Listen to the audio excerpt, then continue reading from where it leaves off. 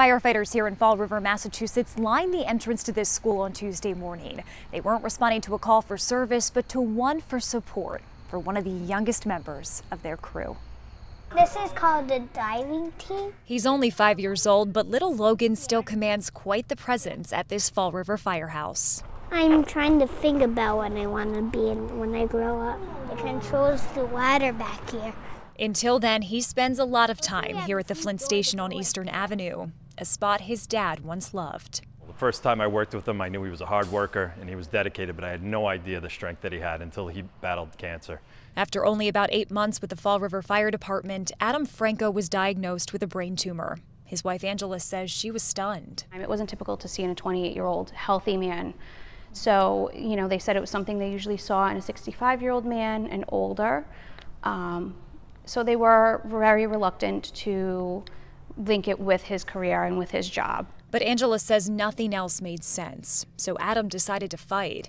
He went on to work for the fire department for 2 more years after his diagnosis. He was really sick, but he still came to work, and that's just the kind of guy he was. Always there for his brothers, his wife, and for Logan, who Angela calls their miracle baby. He was conceived while Adam was on chemo and radiation. So it was quite a shock to find out that we were pregnant.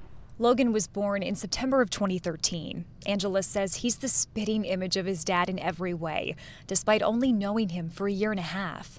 Adam died in March of 2015.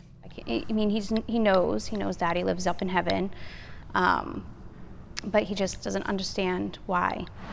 Good, buddy. Nice job.